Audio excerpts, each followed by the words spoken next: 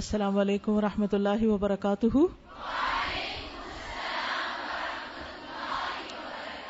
کیا حال ہے آپ لوگوں کا؟ الحمد للہ. فقہ الفکر فی اسماء اللہ و صفاتہ. نمبر 1، الفکر والاعتبار فی عظمت اللہ. فقہ الفکر، غور و فکر کرنے کی فقہ، فی اسماء اللہ و صفاتہ، اللہ کے ناموں اور صفات کے اندر. اللہ کے ناموں اور صفات میں غور و فکر کیسے کیا جاتا ہے، کس طرح ہوتا ہے. اس میں نمبر 1، الفکر والاعتبار فی عظمت اللہ. غور و فکر اور سبق لینا فی عظمت اللہ، اللہ کی عظمت میں، یعنی اللہ بڑا ہے، اللہ کی عظمت کے بارے میں غور و فکر کرنا کہ اللہ کتنا بڑا ہے. ایک ہے بڑا ہوتا سائز میں، اور ایک ہے اس کا مقام، اس کا مرتبہ. اس کے لیے لفظ عظمت استعمال ہوتا ہے کہ اللہ سبحانہ وتعالیٰ کی جو عظمت ہے، اس کی جو بڑائی ہے، اس کے بارے میں سوچنا، غور و فکر کرنا. یہ کیوں ضروری ہے؟ کیوں ضروری ہے یہ کہ ہم اللہ کی بڑائی کے بارے میں سوچا کریں؟ سوچتے ہیں کہ اللہ بڑا ہے.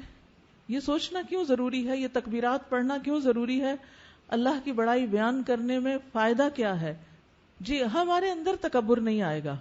ہم بہت سارے آقاؤں کی غلامی سے نجات پا جائیں گے جن کو ہم نے بڑا سمجھا ہوا ہے، اور پھر ان کو بڑا سمجھ کے بعض اوقات ہم اللہ کی نافرمانیاں کر جاتے ہیں. تو جب اللہ کی بڑائی دل میں آئے گی تو انسان کے بڑے خوف بھی دور ہو جائیں گے. انسان بہت سی چیزوں سے بے نیاز اور بے پرواہ بھی ہو جائے گا. بہت سی چیزوں کو اللہ کے سپرد کر دے گا کہ سب سے بڑا تو وہ ہے نا. جب ہم دنیا میں اپنی کوئی امانت، کوئی چیز کسی کے حوالے کرنے لگتے تو کس کو دیتے ہیں؟ بچے کو دیتے ہیں، بڑے کو دیتے ہیں؟ بڑے کو دیتے ہیں. بڑوں میں صرف اس کو دیتے ہیں جو زیادہ بڑا ہو، یعنی سمجھدار ہو، ہر اعتبار سے بڑا ہو، صرف قد میں بڑا نہ ہو یا وزن میں نہ ہو، بلکہ واقعی بڑا ہو، ہر اعتبار سے بڑا ہو. جب ہم بندوں کی عظمت پر بھروسہ کرتے ہوئے اپنا مال، اپنے معاملات، اپنی باتیں ان کے سپرد کر دیتے ہیں، تو پھر جو اللہ کے سپرد کر دیتا ہے، کیا وہ کبھی خسارے میں ہو سکتا ہے؟ کبھی نقصان اٹھا سکتا ہے؟ ہرگز نہیں. ہمیں یہ جو فکر اور غم اور پریشانیاں اور پتہ نہیں کیا کچھ لاحق رہتا ہے، اور ہر وقت ہمارا ذہن مشغول رہتا ہے منفی قسم کے خیالات میں یا ان چیزوں کے بارے میں جو ہمارے ہاتھ میں نہیں، تو اس کا علاج کیا ہے؟ کہ ایک ایسی ہستی کو ہم جانیں جو سب کچھ کر سکتی، جو سب سے بڑا ہے. جب واقعی ہمیں یقین ہو جائے گا نا، یقین آئے گا غور و فکر کے بعد، جب پکا یقین ہو جائے گا تو پھر اس وقت آپ دیکھیں ہمارا طرز عمل بدل جائے گا. ہم ذہنی طور پر آزاد ہو جائیں گے بہت سے غموں اور فکروں سے، بہت سے خوف سے، تکبر سے. یہ جو تکبر ہے نا، بڑی مصیبت ہے.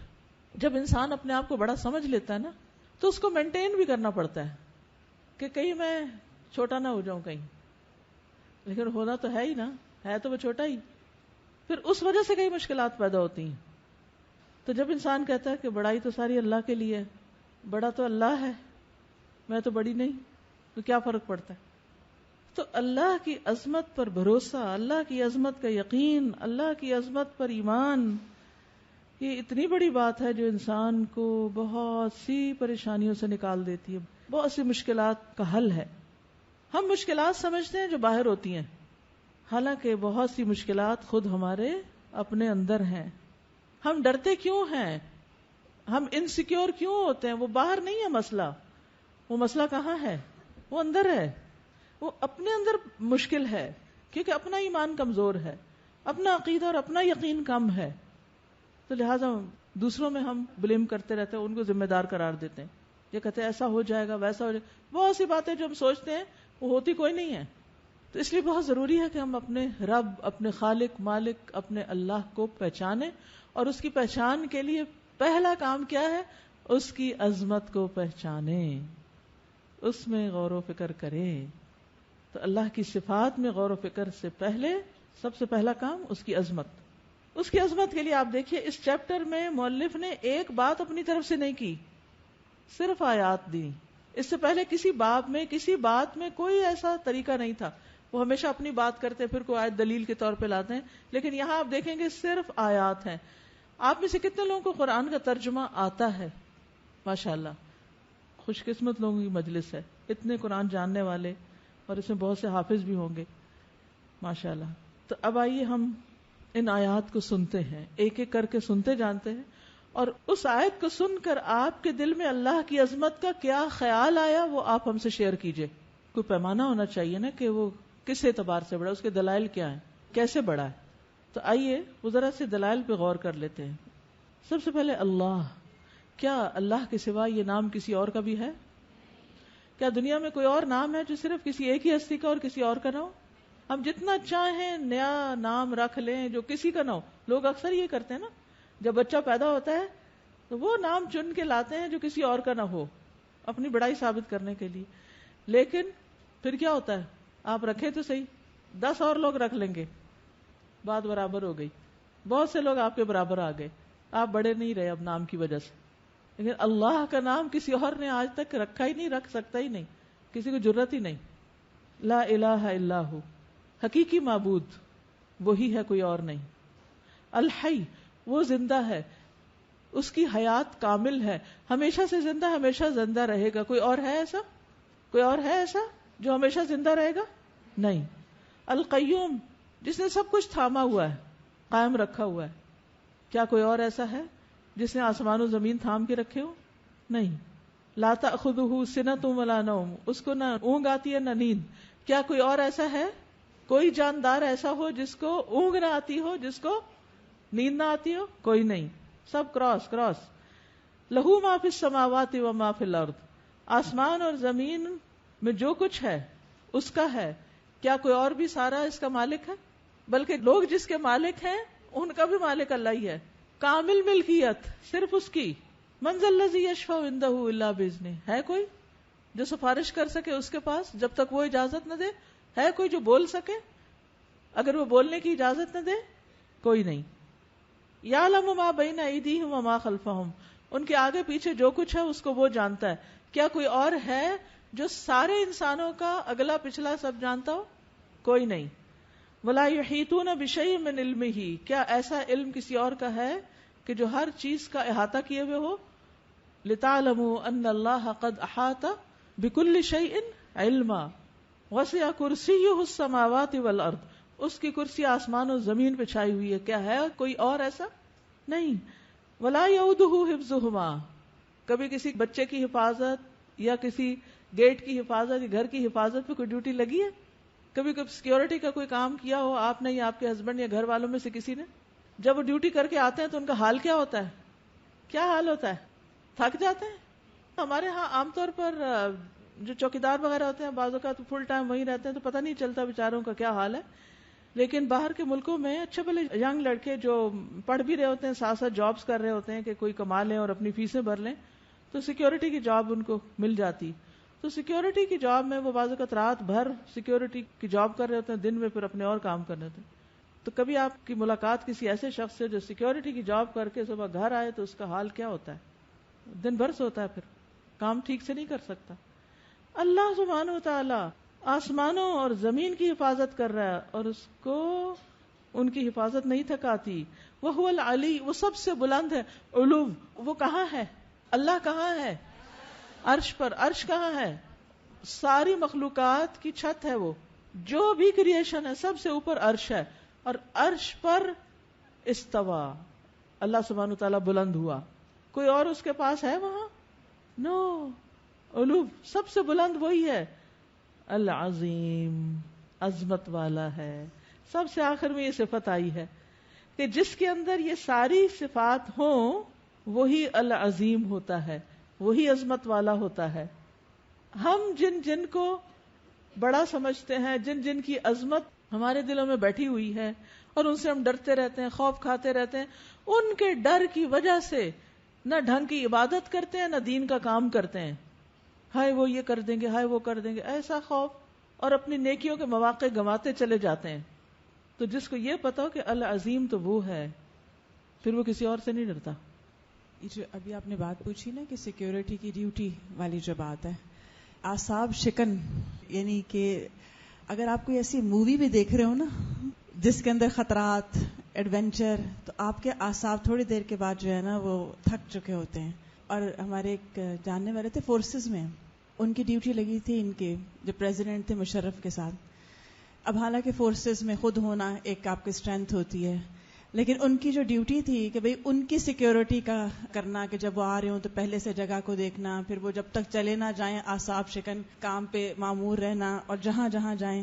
تو اس کے بعد وہ بیمار پڑ گئے تھے، انہیں وہ ایک آنتوں کی بیماری ہو گئی تھی، یعنی ٹینشن کی. ڈاکٹر نے کہا یہ ٹینشن سے ہوتی ہے، اور پھر وہ ہوتی ایسی لائف ٹائم ہوتی ہے، یعنی بس وہ دوائیں کھاتے رہیں. اور حالانکہ مرد، فورسز والے مرد، اور ابھی تو اتنی فورس آلریڈی ان کے پاس ہوتی ہے، اکیلے نہیں ہوتے، کام تو نیچے والوں نے کرنا ہوتا ہے، آپ تو صرف ذمہ دار ہوتے ہیں، ابھی تو صرف تھوڑے بہت، تو تب جا کے یہ حال ہوتا ہے. اور ہم سب اپنے آپ کو جانتے ہیں صرف ایک انسان کی حفاظت کے لیے، اور وہ بھی 24 گھنٹے نہیں ہے. وہ صرف اتنی ہے کہ اگر کسی فنکشن میں آ رہے ہیں یا کہیں جا رہے ہیں تو ان کو صرف پروٹوکول دیتے ہوئے ان کا وہ ابھی 24 گھنٹے اپنے گھر میں نہیں ہے، کہیں اور نہیں ہے، صرف وہ ایک لمیٹڈ ٹائم ڈیوٹی ہے. وہی میں کہہ رہی ہوں، صرف ایک انسان کی حفاظت کے لیے. اور کہاں نہ صرف ایک انسان بلکہ سمندروں کی مخلوقات اور آسمانوں کی سب کی حفاظت. وَلَا يَؤُودُهُ حِفْظُهُمَا وَهُوَ الْعَلِيُّ الْعَظِيمُ.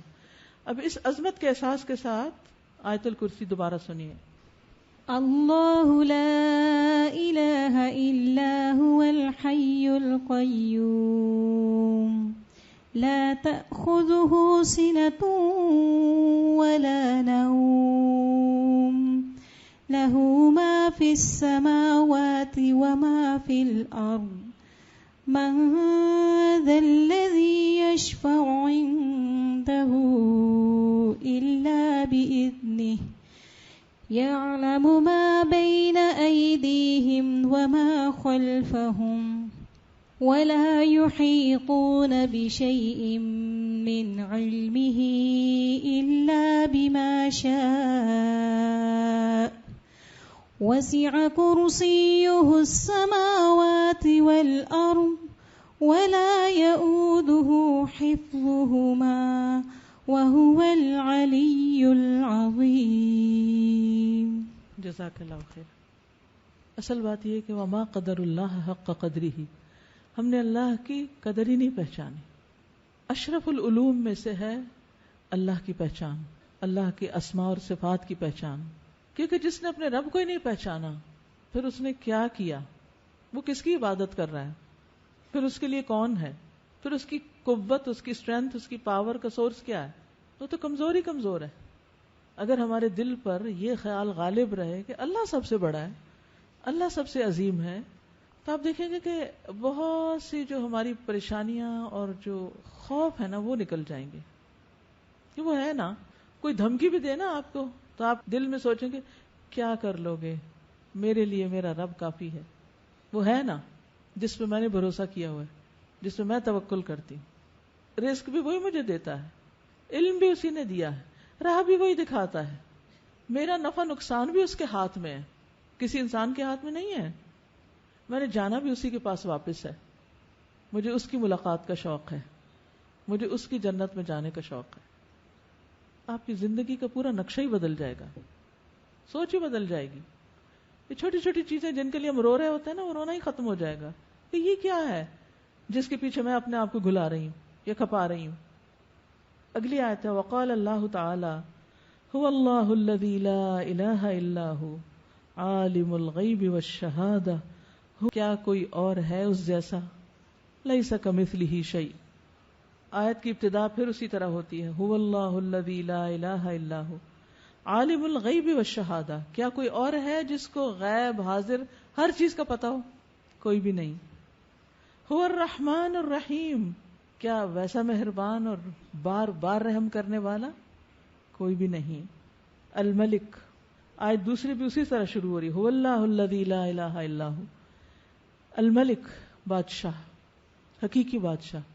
دنیا میں جتنے بھی بادشاہ ہیں، کوئی پرائم منسٹر ہو، پریزیڈنٹ ہو، کنگ ہو، خلیفہ ہو، کچھ بھی ہو، وہ ایک لمیٹڈ ٹائم کے لیے ہوتا ہے اور پھر اس کے بعد اس کو جانا ہی جانا ہے. لیکن اللہ کی بادشاہت ہمیشہ کے لیے، اور وہ سارے بادشاہوں کا بادشاہ ہے. القدوس، نہایت پاکیزہ. ہم نے دیکھا ہوگا کہ دنیا کے بادشاہ عام طور پر ان کے بارے میں کیسی کیسی کہانیاں مشہور ہوتی ہیں، ان کی ذاتی زندگی کے بارے میں، ان کی کرپشنز کے بارے میں. کیونکہ جس کو جتنا بڑا مقام عہدہ مل جاتا ہے نا، اس کو اتنے ہی کھل کھیلنے کا موقع مل جاتا ہے، اور پھر وہ اس سے صحیح کام کی بجائے غلط کام شروع کر دیتا ہے. لیکن اللہ سبحانہ تعالیٰ الملک، بادشاہ حقیقی ہونے کے باوجود القدوس بھی ہے. کوئی اس کے اوپر انگلی نہیں اٹھا سکتا، کسی قسم کا کوئی الزام نہیں دے سکتے آپ اس کو. ساری دنیا بھی مل کر کچھ ثابت نہیں کر سکتی، اور ایسی مکمل کامل پاکیزگی کسی اور کے اندر نہیں. السلام، سراسر سلامتی، سلامتی دینے والا بھی وہی ہے. دنیا میں جتنی بھی حفاظت کی چیزیں وہ سب بھی کر لو تو اصل سلامتی اسی کی طرف سے آتی، ورنہ جو چیزیں ہماری حفاظت کے لیے ہوتی ہیں انہی میں سے کوئی ہمارے لیے نقصان دہ ہو جاتی. بعض اوقات ہم اندر کے جراثیم کل کرنے کے لیے اینٹی بایوٹکس کھاتے ہیں، لیکن پھر اینٹی بایوٹکس سے اپنے کتنے نقصان ہیں، تو نقصان سے ہم بچ ہی نہیں سکتے. جن چیزوں کو ہم اپنی حفاظت، سلامتی کا، دوائی مثلاً علاج کا، ٹھیک ہونے کا، سلامتی کا ذریعہ بناتے ہیں، وہ بذات خود اس کے اندر کئی نقصان دہ چیزیں ہوتی ہیں. تو مکمل سلامتی صرف اللہ ہی دیتا ہے. المؤمن، امن دینے والا، امن کا مالک بھی وہی، اور خاص طور پر قیامت کے دن ہر خوف سے امن دینے والا کوئی اور نہیں. لوگوں میں سے آپ دیکھیے، جہاں سلامتی کی بات ہے نا، تو اس کو بھی تھوڑا سا دیکھ لیتے ہیں. مومن وہ ہے جس کے ہاتھ اور زبان سے دوسرے سلامت رہیں. کیا خیال اپنے بارے میں؟ کتنے لوگ سلامت ہیں آپ کی باتوں سے، آپ کے ہاتھوں سے، اور نہیں تو آپ کے خیالات سے؟ کس کو معاف کیا، کس کو چھوڑا، کس کو بخشا؟ امن دینے والا. جتنا چاہے آپ کسی پر ٹرسٹ کر لیں، کوئی انتہا درجے کا بھی ٹرسٹ وردی ہو، پھر بھی آپ کے ذہن میں خیال آ ہی جاتا ہے، کیا پتا یہ میرے ساتھ ایسا کر دے. مکمل امن کسی اور کے پاس نہیں. المہیمن، نگہبان، ہر چیز کے نگہبان، ہر چیز کی حفاظت کرنے والا. العزیز، عزت والا، یعنی باقی کسی کی عزت محفوظ نہیں، صرف اس کی عزت، اس کو کوئی نقصان نہیں دے سکتا. وہ جس کو چاہے عزت دے، جس سے چاہے لے لے، لیکن کوئی اس کی عزت نہیں لے سکتا. غالب بھی اس کا ایک معنی ہوتا ہے، زبردست، اس کے اوپر کوئی غالب آ نہیں سکتا. الجبار، الجبار بھی غالب ہی کے معنوں میں آتا ہے. المتکبر، بڑا بن کے رہنے والا، کوئی اور ہے اس سے بڑا؟ اور پھر اس کی وہ بڑائی ذاتی ہے. دوسرے تو ایکوائر کرتے ہیں، بڑا بننے کے لیے کیا کیا کرتے ہیں، بڑائی کے مقام تک پہنچنے کے لیے لوگ کیا کیا کرتے ہیں، اور پھر بھی کوئی اور بڑا آ جاتا ہے تو پیچھے ہی چلا جاتا ہے. کسی بھی چیز میں آپ بڑے ہوں، مال میں ہوں، علم میں ہوں، شہرت میں ہوں، کسی بھی چیز میں سوال ہی پیدا نہیں ہوتا کہ جن چیزوں کی بنیاد پہ آپ بڑے بننے کی کوشش کر رہے ہیں وہ ساری چیزیں آپ کی ذاتی ہوں، ہمیشہ آپ کے پاس رہیں اور کوئی ان سے آگے نہ نکلے. ایسا کبھی بھی نہیں ہوا. سبحان اللہ عما یشرکون. وقال اللہ تعالی هو اللہ الخالق، خالق خلق سے، عدم سے وجود میں لانے والا، فرام نتھنگ، کریٹ کرنے والا، کوئی اور ایسا نہیں. باقی جتنے بھی بنانے والے نا وہ اللہ ہی کی بنائی ہوئی چیزوں سے کچھ کچھ بناتے ہیں، اصل خالق نہیں ہے. البارئ، پیدا کرنے والا. المصور، صورت گری کرنے والا. ہر چیز کو اس نے خاص تصویر، ایک خاص ڈیزائن دیا، اور اس پہ اگر آپ غور کرنا شروع کر دیں، پتوں پہ، پھولوں پہ، کلیوں پہ، ان کے اندر کے شیڈز پہ، ان کے اندر کے جو رنگ ہیں، سبحان اللہ. یعنی کوئی چیز اٹھا لیں جو اللہ نے پیدا کی، کوئی اور ایسا نہیں. لہ الاسماء الحسنی، اس کے ہیں اچھے اچھے نام، خوبصورت نام. یسبح لہ ما فی السماوات والارض وہو العزیز الحکیم. زمین و آسمان کی ہر چیز اس کے لیے تسبیح کر رہی، اور وہ زبردست حکمت والا ہے. تو ان ساری صفات میں بھی اس کا کوئی شریک نہیں. اسی لیے سبحان اللہ عما یشرکون. تو پھر بڑائی تو اللہ ہی کی ہے جس کی یہ ساری صفات ہیں. هو اللہ الذی لا الہ الا هو عالم الغیب والشہادۃ هو الرحمن الرحیم. هو اللہ الذی لا الہ الا هو الملك القدوس السلام المؤمن المهيمن العزيز الجبار المتكبر سبحان الله عما يشركون. هو الله الخالق البارئ المصور له الأسماء الحسنى يسبح له ما في السماوات والأرض وهو العزيز الحكيم. آسمان و زمین کی ہر چیز اس کی پاکی بیان کر رہی ہے. کیا کوئی اور ہے جس کی پاکی بیان کر رہا ہو یہ سب کچھ؟ آیات سنتے ہوئے سمجھتے ہوئے کیا بات ذہن میں آ رہی تھی؟ کوئی شیئر کرے گا اپنے خیالات؟ استاذہ میں جو اس سے پہلے والی آیات تھی نا ہماری یہاں پر کہ هو اللہ الذی لا الہ الا هو عالم الغیب والشہادہ هو الرحمن الرحیم، تو عالم الغیب والشہادہ کے بعد جب رحمان رحیم آیا نا تو انسانوں کا سوچا کہ اگر ہم کسی کے دل میں کیا ہے اور ظاہر کیا ہے اگر دونوں جان لیں تو کبھی اس پہ رحمان نہیں بن سکتے، نہ رحم کر سکتے ہیں. وہ رب ہمیں اندر سے بھی جانتا ہے، باہر سے بھی جانتا ہے، اور پھر وہ کہتا ہے میں رحمان بھی ہوں رحیم بھی ہوں. تو پھر اللہ پہ پیار بہت آیا کہ اللہ ہمارا اتنا خیر خواہ اور اتنا پیار کرنے والا ہے. اور پھر آخری ابھی جو آیات تھی کہ کائنات کی ہر چیز نے اس کو پہچان کے اس کی تسبیح کر لی فوراً، اور ہم انسان بہت کم تسبیح کرتے ہیں اس کی.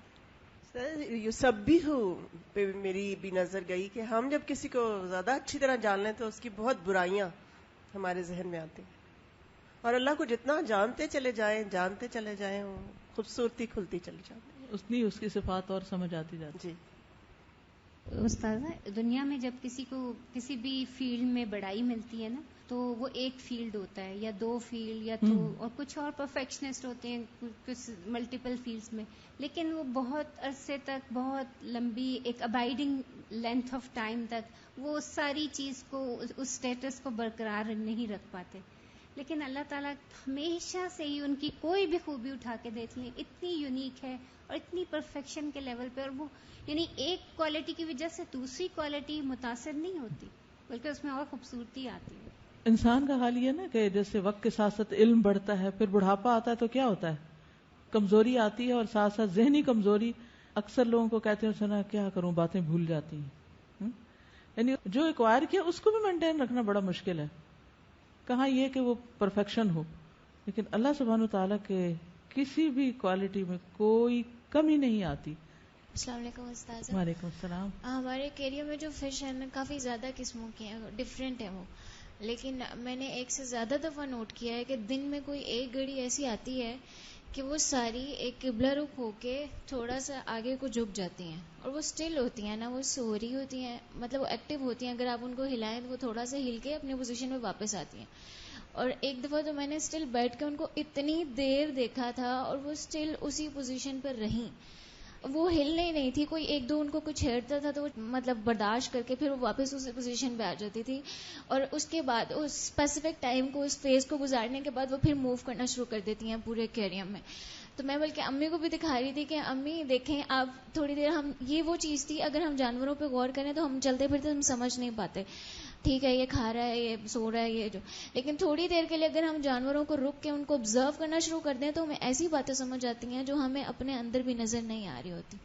آپ نے اگر غور کیا ہو تو ان کا منہ بھی ہلتا ہے باقاعدہ. ویسے تو وہ سانس ہی لے رہی ہوتی ہیں خاص طریقے سے، لیکن مجھے ہمیشہ جب میں فش کو دیکھتی ہوں تو مجھے لگ رہا تھا یہ ذکر کر رہی ہے، کیونکہ بالکل ذکر کرنے والے کی طرح اس کے ہونٹ ہل رہے ہوتے ہیں.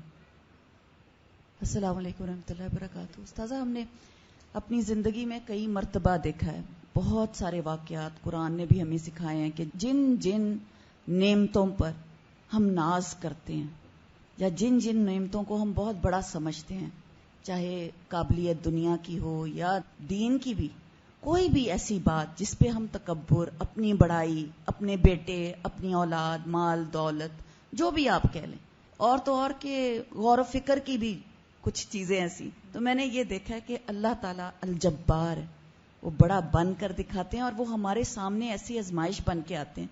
انہی چیزوں پر زیادہ ہماری آزمائش ہوتی ہے، اور پھر اللہ تعالیٰ اپنا آپ دکھاتے ہیں کہ میں بڑا ہوں اور میری ہی بڑائی ہے. تو یہ بات مجھے بہت کئی مرتبہ کئی اپنی زندگی کے تجربوں میں خود سے، آپ جیسے چھوٹی سی بات ہے بہت، جیسے میں خود اپنی مثال دیتی ہوں کہ میں ڈرائیونگ کا بہت زیادہ کہتی تھی کہ یہ چیز تو میں ہمیشہ فٹافٹ پہنچ جاتی ہوں یا یہ کر لیتی ہوں. استاد جب مجھے اسٹروک ہوا اور میرے سے سب سے پہلے ڈرائیونگ چھوٹی اور مجھ سے گاڑی بند کی گئی کہ میں 4-5 مہینے تک گاڑی نہیں چلا سکتی تھی، تو وہ وقت میرے اتنا اپیل کیا کہ جس کو بھی آپ اپنانا چاہیں تو اللہ تعالیٰ وہاں سے آپ کو ضرور بتاتا ہے کہ جس بھی اپنی کسی خاص خوبی یا چیز کے اوپر انسان کو فخر ہوتا ہے، جس کی وجہ سے وہ اپنے آپ کو بڑا سمجھتا ہے، وہیں سے آزمائش آتی. جی استاذہ، یہ ایک آیت ہے وَلَا يَحْزُنْكَ قَوْلُهُمْ إِنَّ الْعِزَّةَ لِلَّهِ جَمِيعًا هُوَ السَّمِيعُ الْعَلِيمُ. جب بھی کوئی انسان کو دکھ تکلیف باتوں سے پہنچے نا، وَلَا يَحْزُنْكَ قَوْلُهُمْ، ان کی باتیں تمہیں غمگین نہ کریں. کیوں غمگین نہ کریں؟ اس بات پہ فوکس کرو، ان العزت للہ جمیعا. تمہاری کیا عزت ہے؟ عزت کی وجہ سے ہم غمگین ہوتے ہیں نا کہ میری بے عزتی ہوگی. اور اس کے ساتھ ہی پھر آگے تسلی ہے، هو السمیع العلیم، اس نے سن بھی لیا اور وہ جاننے والا ہے. تو لہٰذا دعائیں کرو، اور جو غم پہنچا اس کا علاج دعا کے ذریعے کرو. یہ سورت الحشر کی جو آیات ہیں، ان کو ہمیشہ پڑھ کے ایسے لگتا ہے کہ جیسے اللہ تعالیٰ کی ذات میں اتنا ایکسیلنس کا لیول ہے، اور یعنی کسی ذات میں اگر ایکسیلنس کا کوئی لیول ہو سکتا ہے تو وہ انہی آیات کے اندر مختلف کوالٹیز کے ذریعے بیان ہوا ہے.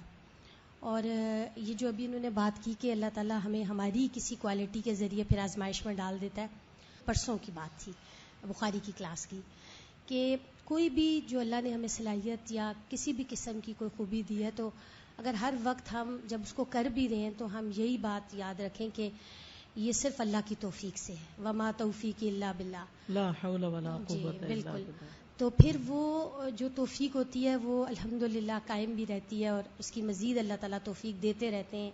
لیکن انسان ہے، ظاہر ہم بھی کمزور ہیں، اور واقعتاً یہ بات صحیح ہے کہ بھول جاتے ہیں، اور بڑائی آئے تو وہ واقعی چھن جاتی ہے. اسی لیے تو بار بار پڑھنے کی ضرورت ہے ہمیں. ہم ایک کورس کو کافی کیوں سمجھ لیتے ہیں کہ پڑھ لیا ہے؟ نہیں، پڑھا ہوا کیا ہر وقت دماغ میں ہوتا ہے. ایسا نہیں لگتا یہ آیت تو آج پہلی دفعہ، او اچھا یہ آیت، کوئی نہ کوئی واقعہ آپ کو یاد آ جاتا ہے کہ ہاں واقعی ایسے ہی تو تھا. لوگوں کی بات کی وجہ سے وی فیلٹ انسلٹڈ، ہرٹ، کہ فلاں نے ایسے مجھے کیوں کہہ دیا، میری بات کیوں نہیں مانی. تو بات یہ ہے کہ ہم چیز ہی کیا ہیں. السلام علیکم ورحمۃ اللہ وبرکاتہ. جی میں جب یہ پڑھی تھی عالم الغیبی، تو مجھے حضرت سلیمان علیہ السلام کا قصہ یاد آ رہا تھا کہ جب ان کی ڈیتھ کا واقعہ تھا، اور جب جن باہر کھڑے ہو کے دیکھ رہے تھے اور ان کو پتہ ہی نہیں تھا کہ حضرت سلیمان علیہ السلام کی ڈیتھ ہو چکی ہے. تو اگر یہ ہوتا تو جنوں کے پاس غیب کا علم نہیں ہے، وہ اسی وقت کام چھوڑ کے بھاگ جاتے. بٹ اس وقت مجھے وہ یاد آ رہا تھا. اور ایک اور بی بی عائشہ کا قصہ یاد آ رہا تھا کہ جب ان پہ واقع آپ صلی اللہ علیہ وسلم کو اس بات کی حقیقت نہیں پتا تھی. تو کسی انسان کے پاس غیب کا علم نہیں ہوتا ہے، تو یہ صرف اللہ سبحانہ تعالیٰ کے پاس غیب کا علم. وہ اللہ ہی آسمان میں بھی الہ ہے اور زمین میں بھی وہی الہ ہے، اور وہ حکمت والا ہے اور خوب علم والا ہے. آسمانوں میں بھی اسی کی عبادت ہوتی، اور زمین پر بھی چند انسانوں کے سوا باقی ساری مخلوق اسی کی عبادت کر رہی. اور حقیقی معبود وہی. الہ کا ترجمہ کیا جاتا ہے معبود برحق، یعنی تو جھوٹے معبود بنے ہوئے نا جن کی لوگ عبادت کرتے ہیں، اور اصلی سچا معبود وہی ہے، اللہ رب العزت. وَهُوَ الَّذِي فِي السَّمَاءِ إِلَٰهٌ وَفِي الْأَرْضِ إِلَٰهٌ وَهُوَ الْحَكِيمُ الْعَلِيمُ. یہاں الہ ہونے کی بات کے ساتھ اس کی حکمت اور علم کی بات کی گئی، یعنی وہ معبود ہے لیکن اس کے ساتھ ساتھ خوب حکمت والا ہے، خوب علم والا ہے. کیا جن کو لوگ اللہ کے سوا معبود مانتے ہیں ان کے اندر یہ صفات ہیں؟ نہیں. الہ ہونے کے دلائل ہیں یہ. استاذہ ایک لمحے کے لیے اگر ہم سوچیں کہ اگر دو ڈیفرنٹ الہ ہوتے، زمین کا الہ علیحدہ اور آسمان کا الہ، تو کتنا کیوٹک ہوتا نا.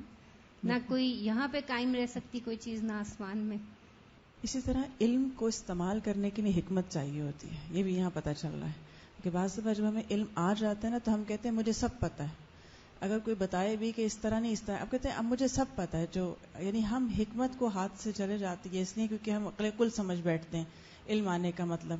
جبکہ اللہ سبحانہ وتعالیٰ کا جب علم کے ساتھ حکمت کا لفظ آتا ہے نا تو ایک کانفیڈنس آتا ہے اس کے اندر کہ اچھا نہیں، وہ کانفیڈنس ہے کہ جو بھی ہوگا نا حکمت ہی کے ساتھ ہو رہا ہوگا معاملہ. پیغمبروں کے ساتھ بھی اللہ تعالیٰ نے یہ معاملہ کیا نا کہ ان کو علم کے ساتھ حکمت بھی عطا کی.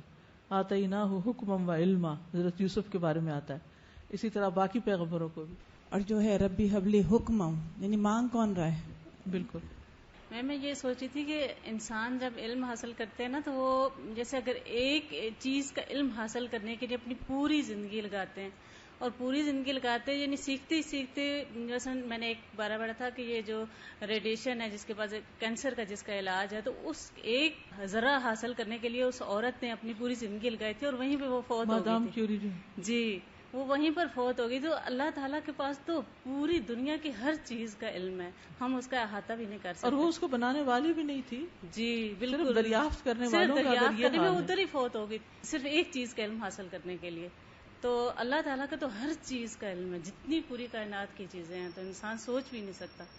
واقعی سوچ نہیں سکتا, یعنی ہمارے تو تصور میں بھی نہیں آ سکتا. ولا یحیطون بشیء من علمہ, سارا علم تو کیا اس کے علم میں سے کسی ایک چیز کا بھی ہم احاطہ نہیں کر سکتے, اس کے پورے رازوں کو نہیں جان سکتے. اور ہم اپنی سمجھ کی غلطیوں کو بھی نہیں مانتے. حیرت کی بات تو یہ ہے کہ جو ہم علم حاصل کر لیتے ہیں نا تھوڑا بہت, ہم پھر اس پہ ایسے ریجڈ ہو جاتے ہیں, وہ کہتے ہیں صحیح ہے تو بس یہی ہے, کچھ اور صحیح نہیں ہے, کیونکہ ہمیں یہی صحیح لگتا ہے. منفی جگہوں پہ استعمال کرتے ہیں اسی علم کو, جہاں اپنے مطلب کے لیے کچھ ہو تو وہاں کوئی آیت بھی سنا دیں گے, حدیث بھی سنا دیں گے. ہم نے سورۃ کہف میں پڑھا کہ علم تو 2-4 کتابیں پڑھ کے بھی ہم حاصل کر سکتے ہیں, پر جو رشد ہے وہ بہت مشکل سے آتا ہے. اور یہ صفات بھی کسی کسی میں پائی گئی, جیسے حضرت موسیٰ نے کہا کہ مجھ میں تو سارا علم آ چکا ہے, تو اللہ تعالیٰ نے کہا جائیں حضرت خضر علیہ السلام کے پاس. تو وہ بات ہو رہی نا کہ جس کا علم جس کے پاس ہے اس پہ ناز نہیں کرنا بلکہ اللہ کا شکر ادا کرنا ہے.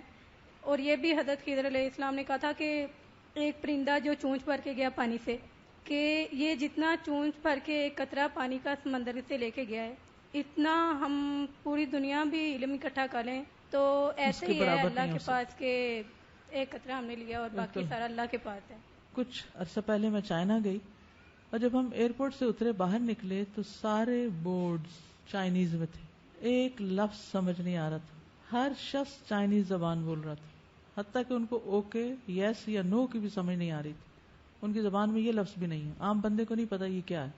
تو اس وقت میں کھڑے ہو کر سوچ رہی تھی کہ میرا علم کیا ہے, میں کیا جانتی ہوں, نہ کچھ پڑھ سکتی ہوں نہ کچھ سن کے سمجھ آتا ہے. اور یہ سمجھ آئی کہ پکے جاہل لوگ کیسے جیتے ہیں. اس وقت میں ان کے حساب سے اپنے آپ کو دیکھ رہی تھی کہ جو بیچارے پڑھے لکھے نہیں ہوتے, یا ہم ان کے سامنے انگریزیاں بولنا شروع کر دیتے ہیں تو اس وقت ان کا حال کیا ہوتا ہے, کتنی ان کی لمیٹیشنز ہو جاتی ہیں, کتنی معذوریاں ہو جاتی ہیں, کتنی مجبوریاں. آپ کو پتہ ہے پہلے زمانے لوگ خط کسی سے پڑھواتے تھے, نہ کوئی سیکریسی نہ پرائیویسی, کچھ بھی نہیں رہتا تھا. اور جو آپ کو کہنا وہ بھی آپ کو کسی کو کہنا ہے کہ آپ میرے لیے لکھے, اور وہ جو چاہے لکھ دے, ایک نقطہ بھی بڑھا دے یا گھٹا دے تو اس سے بنے کیا. تو اپنے کس علم پہ ہمیں ناز ہے, اور حکمت تو نام کی چیز نہیں ہے. سر جب ہم سورہ الکہف پڑھتے ہیں تو اس کے اندر جب وہ خضر علیہ السلام حکمتیں بتا رہے ہوتے ہیں بعد میں جس پر صبر نہیں ہو سکا تھا, اور انہوں نے وجہ بھی بتا دی کہ صبر نہ کرنے کی وجہ سے اب میں کھول رہا ہوں, ورنہ تو آپ. تو وہ جب ہم وہ بات دیکھتے ہیں کہ خضر علیہ السلام نے یتیم بچوں کی دیوار بنا دی اور انہوں نے کہا آپ کو کچھ نہیں ملا پھر کیوں بنا دی, تو جب وہ بات کھولتے ہیں اس بات کو تو ہم جیسے لوگ عقل کل جب ہم سمجھتے ہیں اپنے آپ کو, ہم کہتے ہیں سبحان اللہ سبحان اللہ. اس وقت ہمیں سمجھ میں آتی ہے نا, حالانکہ دن رات یہی ہو رہا ہے. جب ہمارے ساتھ جو کچھ معاملہ ہو رہا ہے وہ یہی ہو رہا ہے کہ جب ہم ہیں. وہ ایک قول تھا کسی کا, وہ جو انہوں نے شیئر کیا کہ اگر اللہ سبحانہ و تعالیٰ کی حکمتیں پتہ چل جائیں, تم پہ کھل جائے, وہ ہر بات کھل جائے جو وہ کر رہا ہے, تو تمہارا دل شکر سے پھٹ جائے. بالکل. اور ہم بہت جلدی مایوس ہونے لگتے ہیں, یا چھوٹی سی کوئی چیز لے کے خوش ہو جاتے ہیں, حالانکہ ہو سکتا ہے وہی چیز ہمارے لیے بہت نقصان دہ ہو. تو یہ جو خوشی کے غم کے جو دنیا کے معیار ہیں نا, یہ حقیقی نہیں ہے. یہ تو سب امتحان کی مختلف شکلیں ہیں. ضروری نہیں کہ جس چیز کو دیکھ کے آپ خوش ہو رہے ہیں وہ واقعی آپ کے لیے خوشی کا باعث ہے یا ہم و غم کا باعث ہے. وہ جو بچہ فوت ہو گیا تھا سورۃ کہف میں جس کا, تو انہوں نے کیا بتایا کہ اس لیے مار دیا کہ یہ بڑا ہو کے بہت ستانے والا تھا. تو پھر سپیریورٹی, عظمت, بڑائی اسی کے لیے ہے نا, تو اس کو مان لینا چاہیے نا. بڑوں کی بات مان لیتے ہیں نا, اللہ کی بات ہی مان لیا کرے. اور اللہ کی ایک بات تو وہ قرآن و سنت والی بات ہے نا, اور ایک اس کے فیصلے ہیں جو ہماری زندگیوں کے بارے میں ہوتے ہیں. ہر روز کوئی نہ کوئی فیصلہ آ رہا ہوتا ہے, اور پھر ہم کیوں کرنے لگتے ہیں, یہ کیوں ہو گیا, وہ کیوں ہو گیا, کبھی اپنے بارے میں, کبھی دوسروں کے بارے میں, اوروں کے بارے میں سوچنے لگتے ہیں, اس کے ساتھ یہ کیوں ہوا بھلا, اور پھر خود ہی کوئی نتیجہ نکال لیتے, اس نے یہ کیا تھا نا. توبہ کریں اللہ سے. آپ کو کیا پتا کہ اصل چیز کیا ہو سکتا ہے جس کو آپ کسی کی آزمائش سمجھ رہے ہو, وہ اس پر اللہ کا بہت بڑا انعام ہو. جس چیز پہ آپ کسی کے لیے ترس کھا رہے ہو سکتا ہے وہ اللہ سبحانہ تعالیٰ کی طرف سے اس کے لیے بہت بڑی نعمت ہو. تو یہ جو ظاہری چیزیں ہیں نا جن کی وجہ سے ہم فوراً ججمنٹل ہو جاتے ہیں یا کبھی رونا دھونا شروع کر دیتے ہیں, کبھی بہت ایکسائٹیڈ ہو جاتے ہیں, ان سب میں اعتدال ضروری ہے. یعنی کہ آپ کو کہہ کے در حقیقت ہمیں بتانا مقصود تھا کہ جتنا بھی تمہارے پاس علم آ جائے اس پر کبھی ناز نہ کرو, اس کو کم سمجھو, کافی نہ سمجھو. کتنا اچھا میسج ہے اس کانووکیشن کے لیے کہ اس کاغذ کے ٹکڑے کو حاصل کرنا کافی نہ سمجھو. یعنی آپ تو ہو سکتا پڑھ پڑھ کے تھک چکے ہوں, جو اب تک پڑھا ہے نہیں وہ کافی نہیں, اس سے آگے ہونا چاہیے. وَقُلْ رَبِّ زِدْنِي عِلْمًا, ساری زندگی بھی لگا دیں تو کافی نہیں. یہ ہے اصل دولت, کیونکہ یہ ہے روشنی, اس سے بڑے راز کھلتے ہیں. سورۃ کہف نہ پڑھے تو ہمیں پتہ چلے ان رازوں کا. آج صبح میں پڑھ رہی تھی کہ ایک شخص کا بیٹا بیمار ہو گیا, تو ایمرجنسی میں پہنچا, ڈاکٹر کو کال کیا, ڈاکٹر ظاہر ہے جہاں تھا وہاں سے آنے میں اس کو تھوڑا ٹائم لگا, تو وہ ڈاکٹر پہ برس پڑا کہ آپ لوگوں کو انسانیت کی فکر نہیں ہے, آپ بندے مر جاتے ہیں تم لوگ پہنچتے نہیں ہو, وہ ڈیوٹی پر نہیں ہوتے, بہت ساری باتیں اس کو سنا دی. پھر وہ جب آپریشن کر کے نکلا تو پھر اس کے پیچھے پڑ گیا کہ یہ بتائیں بچے گا کہ نہیں بچے گا, تو وہ بچہ بچ گیا. تو جب نرس سے اس نے پوچھا کہ یہ ڈاکٹر کیوں اتنی دیر سے آیا اور کہاں تھا, کہنے لگا وہ اپنے بچے کو دفنا کے تمہارے بچے کو بچانے کے لیے آ رہا تھا اور تم اسی پہ برس رہے تھے. تو بعض اوقات ہم کسی ایسے بندے کے ساتھ جو ہمارا ہی محسن ہوتا ہے, وہ ہمارے لیے کچھ کر رہا ہوتا ہے جس کا بھی نتیجہ سامنے نہیں آیا, ہم اسی کے اوپر برسنا شروع ہو جاتے ہیں, اسی سے ناراض ہونا شروع ہو جاتے ہیں, اسی پہ باتیں بنانا شروع ہو جاتے ہیں. یہ سب ہماری کم عقلی, نہ سمجھی اور غیر حکیمانہ طریقہ زندگی ہوتا ہے. تھوڑا صبر تو کریں, تھوڑا سوچیں تو صحیح, تھوڑا آگے تک تو دیکھیں, اور سارے معاملات اس بڑے کے سپرد کر دیں, اس العظیم کے. پھر اللہ کے الہ ہونے کی بات کی گئی, اور پھر حمد اول و آخر اسی کی ہے, الحمدللہ رب العالمین, اور سب فیصلے بھی اسی کے, اور اسی کی طرف تم لوٹائے جاؤ گے. اب اس میں کوئی اور شریک نہیں. جتنی تعریف اللہ کی ہو رہی ہے ہر لمحہ, جو پوری کائنات میں ہر چیز لگی ہوئی ہے, اور اس کی پاکی بیان کرنا بھی دراصل اس کی تعریف ہی کرنا ہے نا. کسی کو پاک قرار دینا کیا ہے, اس کی تعریف کرنا. تو یہ جو تسبیح ہے یہ ایک طرح سے تعریف بھی ہے اللہ تعالیٰ کی. کیا اتنی کسی اور کی تعریف ہے؟ اس کی ساری مخلوق اس کی تعریف کر رہی. اور پھر جب آخرت ہوگی یا انجام کار یا اختتام یا اینڈ میں بھی اسی کی تعریف ہے. قیامت کے دن جب لوگ سب حساب کتاب سے فارغ ہو کر جنت میں پہنچیں گے تو کیا کہیں گے؟ الحمدللہ الذی ہدانا لہذا وما کننا لنہتدی لولا ان ہدانا اللہ وَلَهُ الْحَمْدُ فِي الْأُولَى وَالْآخِرَةِ وَلَهُ الْحُكْمُ. فیصلہ اسی نے کرنا ہے, کوئی اس کے فیصلے میں مداخلت نہیں کر سکتا, کوئی اس کے فیصلے کو چیلنج بھی نہیں کر سکتا, اور وہ جو چاہے فیصلہ کر سکتا ہے. دنیا کی عدالتوں کو تو چیلنج کر دیتے ہیں نا لوگ, کسی کے فیصلے پہ کوئی راضی ہوا لیکن اس کے فیصلے کو کوئی غلط قرار نہیں دے سکتا. وَإِلَيْهِ تُرْجَعُونَ, واپسی اس کی طرف ہے. وَهُوَ اللَّهُ لَا إِلَهَ إِلَّا هُوَ لَهُ الْحَمْدُ فِي الْأُولَى وَالْآخِرَةِ وَلَهُ الْحُكْمُ وَإِلَيْهِ تُرْجَعُونَ. جزاک اللہ.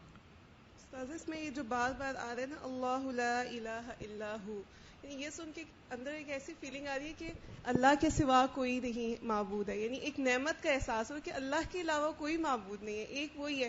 اگر ایک الہ سے زیادہ ہوتے تو ہمارے لیے کتنی مشکل ہو جاتی. تو یہ بھی ایک اتنی بڑی نعمت ہے کہ صرف ایک الہ ہے, اور ہمیں اگر ایک سے زیادہ بھی ہوتا تو کوئی ایک ان میں سب سے بڑا ہوتا نا, تو اب تو ہے ہی کوئی نہیں, تو وہی اصل میں ہے, بس ایک ہی ہے وہ. اس کے علاوہ ہم اپنی زندگی میں دیکھتے ہیں کہ اول آخر حمد اللہ تعالیٰ کی ہے. جب ہمیں کچھ ملتا ہے تب بھی, جب ہم سے کچھ چھین لیا جاتا ہے تب بھی, بار بار ہمیں یہی ریمائنڈرز دیے جاتے ہیں کہ ہماری زندگی میں سبحان اللہ سے لے کے الحمدللہ سے لے کے ہر چیز میں اللہ کی حمد ہے. بالکل, جب کوئی چیز ملتی ہے تب بھی اللہ ہی کی تعریف, اور جب کوئی چیز چلی جاتی ہے تو اس پر بھی اللہ کی تعریف. نبی صلی اللہ علیہ وسلم الحمدللہ علی کل, جب الہ وہی ہے تو پھر مومنوں کو توکل بھی اسی پہ کرنا چاہیے. یہ اصل مقصد ہے اللہ کی عظمت بیان کرنے کا, کہ ہمارا بھروسہ اس پہ ہو. ایسا سہارا جو کبھی بھی ٹوٹنے والا نہیں، کبھی بھی ختم ہونے والا نہیں. اللہ لا الہ الا هو وعلی اللہ فلیتوکل المؤمنون. آپ غور کریں گے قرآن مجید میں کہ توکل اور ایمان ساتھ ساتھ آتے ہیں. توکل جو ہے وہ ایمان کا نتیجہ بھی ہے.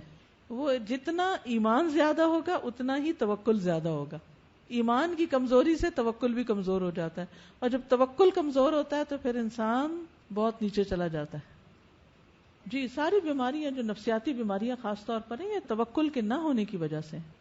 استاذہ یہ پچھلے کے ساتھ ریلیٹڈ ہے نا کہ وَلَهُ الْحُكْمُ، یعنی فیصلہ جو کرنے کی، اور خاص طور پہ دنیا میں تو یہاں پہ عدالتیں بھی جھوٹے سچے فیصلے کر دیتی ہیں، یا انسان بھی ظاہر ہے ایک انسان فیصلہ کر رہا ہے، اسے نہیں پتا دونوں فریق میں سے کون سچا ہے کون جھوٹا ہے، لیکن آخرت میں اللہ تعالیٰ ہی فیصلہ کرے گا نا. اور اس پہ یقین اگر ہونا تو ہم دنیا میں بھی ہم کیا کرتے ہیں کہ ہم اس فیصلہ کرنے والے کو خوش کرنے کی کوشش کرتے ہیں، کبھی اس کو خوش کرتے ہیں کبھی اس کو، لیکن اگر ایک اللہ کو خوش کرے نا ادھر بھی اور آخرت میں بھی تو ہماری اپنی زندگیاں بھی آسان ہو جائیں. بالکل. اللہ کے سب اچھے اچھے نام ہیں. اللہ سبحانہ تعالیٰ کے علاوہ اور کس کس کے نام ہیں؟ فرشتوں کے، انسانوں کے، اور حیوانات کے، مثلا جانوروں وغیرہ کے. باقی سب کو چھوڑیے، انسانوں کے ناموں پہ غور کیجیے. ایک انسان کے زیادہ زیادہ کتنے نام ہوتے ہیں، اور بعضوں کا جب وہ نام رکھے جاتے ہیں تو وہ کیسے رکھے جاتے ہیں؟ اسم با مسمى ہوتے ہیں. اس کا مطلب سمجھتے ہیں؟ یعنی جو نام رکھا گیا وہ کوالٹی بھی ہو بندے میں. یہ نہیں کہ نام ساجدہ اور نماز کبھی نہ پڑھی ہو. اچھا نام تو وہی ہوگا نا جو اس کے پرسنالٹی کے مطابق ہوگا. اگر کسی کا نام سخی ہو، سخی محمد، اور کسی کو پھوٹی کوڑی نہ دیتا ہو تو وہ تو اس کو سوٹ ہی نہیں کرتا نام، اس کے خلاف ہی حجت ہوگی وہ تو. تو اللہ سبحانہ تعالیٰ کے سب نام اللہ کے عظمت کے مطابق ہیں، حقیقی ہیں، سچے ہیں، کامل ہیں، خوبصورت ہیں. اچھا بندوں کے نام جیسے ماں باپ کو ایک نام رکھتے ہیں نا، تو زیادہ زیادہ وہ 2-3 نام ملا کے رکھ دیتے ہیں، لیکن اس کے علاوہ جو نک نیم ہوتا ہے وہ عام طور پہ بگڑا ہوا ہی ہوتا ہے. کوئی اسی کے نام کو بگاڑ دیتے ہیں جس کا کوئی مطلب بھی نہیں ہوتا بعض اوقات. تو کسی کی پہچان کس سے ہوتی ہے؟ اس کے نام سے. انسانوں کے بارے میں ہم سمجھتے ہیں کہ یہ نام ہی ہے، بس یہ نام کے ہیں، نام کا نام ہے، یہ اس کی صفت نہیں ہے، تو پھر ہم اس کو ایکسکیوز بھی کر دیتے ہیں. کہ کسی کا نام حلیمہ ہو اور وہ سخت مزاج ہو، تو ہم نے کبھی نہیں کہا کہ حلیمہ، یعنی ہم اس سے ایکسپیکٹ نہیں کرتے اتنا، بس نام بول دیتے ہیں. تو نام کچھ اور ہوتا ہے، پرسنالٹی عام طور پہ کچھ اور ہوتی ہے. لیکن اللہ سبحانہ تعالیٰ کے بارے میں ایسا نہیں ہے. لہ الاسماء الحسنی.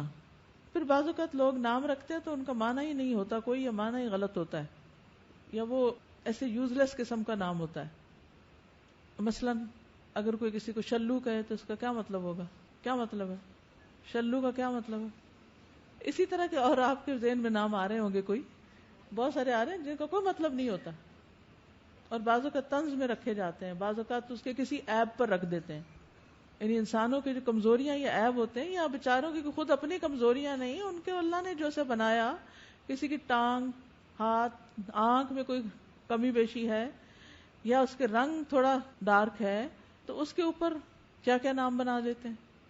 ایک دفعہ سر نے ہمیں بتایا کہ میں کسی مطلب باہر کے ملک میں تھا، اور وہاں پہ نا ایک مدر اپنی بچے کو بار بار بلا رہی ہے، اور اس کا نام کم علمی کی وجہ سے انہوں نے یہ رکھا ابلیس. وہ بار بار اس کو مخاطب کرے ابلیس. میں اتنا حیران ہوا، میں نے مڑ کے دیکھا وہ اپنے بچے کو بلا رہی تھی. میں نے ریزن پوچھ ہی لیا، آپ نے اس کا نام یہ کیوں رکھا ہے؟ بولی قرآن میں آتا ہے اس لیے رکھا ہے کہ یہ قرآن میں آتا ہے. جی بہت سے لوگ ایسے ہی کرتے ہیں بغیر مطلب دیکھے. کسی نے نام رکھا ہوا تھا سجیل، وہ سجیلا نام رکھتے ہیں نا، تو لڑکے کا نام سجیل رکھ دیا. کیا مطلب سجیل کا؟ وہ پتھر جو مارے گئے تھے نا ان کو، کنکر کے پتھر. اور زمینیں بھی اتنی ہی بنائی ہیں جن میں اللہ کا حکم نازل ہوتا رہتا ہے. ہمیں تو پتہ ہی نہیں کہ وہ زمینیں کہاں ہیں. وَمِنَ الْأَرْضِ مِثْلَهُنْ، اسی جیسی زمینیں کہاں ہیں وہ؟ ابھی تک تو ڈسکور نہیں ہوئی، اور ان پہ اللہ کا حکم بھی اترتا ہے. لِتَعْلَمُوا أَنَّ اللَّهَ عَلَى كُلِّ شَيْءٍ قَدِيرٌ. یہ تمہیں اس لیے بتایا جا رہا ہے کہ تمہیں پتا چلے کہ اللہ تعالیٰ ہر چیز کر سکتا ہے.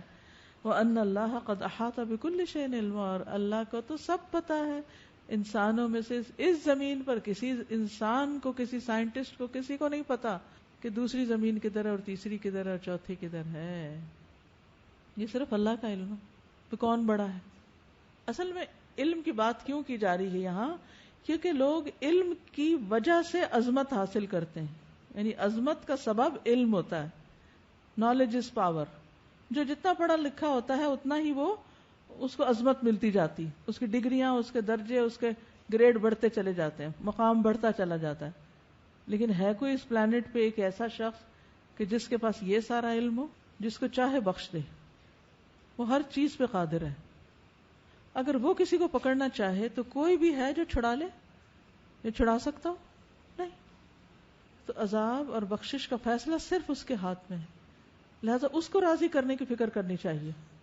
لوگوں کی باتوں سے، لوگوں کی سزا سے گھبرا کے ہم اللہ کی نافرمانی کر بیٹھتے ہیں، اور اگر اس نے پکڑ لیا تو پھر کدھر جائیں گے؟ اور پھر آپ دیکھیں جس کو چاہے سزا دے. کیا بندوں کے اختیار میں ہے کہ جس کو چاہے سزا دے دے؟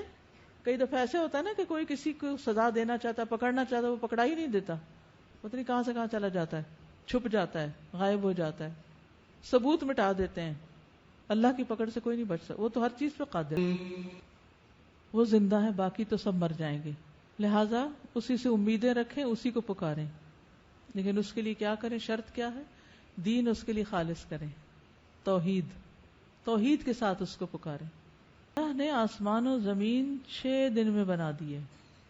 تیز رفتار ترقی کے اس دور میں کوئی ایک عمارت بتائیے جو 6 دن میں بن جائے.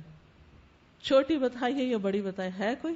صرف ایک عمارت، صرف اس کی پلاننگ کرنے میں ہی اور نقشے بنانے میں ہی اور مستری مزدور ڈھونڈنے میں ہی. اور پھر وہ کہتے ہیں مستری مزدور تو نکل کے ہی نہیں دیتے، جب بن ہی نہیں پاتی، مکمل ہی نہیں ہو پاتی. بعض اوقات بن بھی جاتی ہے تو کچھ نہ کچھ رہ ہی جاتا ہے، یہ بعد میں کر لیں گے، چلو اندر تو چلو اس کے، وہ بھی ادھوری. لیکن اللہ کی تخلیق ما ترى فی خلق الرحمن من تفاوت فارجع البصر هل ترى من فطور ثم ارجع البصر کرتین ينقلب الیک البصر خاسئا وهو حسیر. اس نے بنایا بھی تو ایسا بنایا کہ جس میں کوئی فلا نہیں، فلالیس. اور پھر نہ صرف یہ کہ آسمان و زمین، بلکہ اس کے ساتھ ساتھ سورج، چاند، ستارے سب اس کے ہاتھ میں، اس کے کنٹرول میں ہیں. خود عرش پر بلند ہوا ہے، رات کو دن پہ ڈھانپ دیتا ہے جو اس کے پیچھے تیزی سے آ جاتی. سب جگہ اسی کا حکم چل رہا ہے، اسی کی ساری کریشن ہے. تبارک اللہ رب العالمین. بہت بابرکت ہے اللہ جو رب ہے سارے جہانوں کا. تبارک کیا مطلب ہے؟ تبارک تعالی و تعاظم، بہت بلند، بہت اونچا، ہر خیر و بھلائی اسی سے.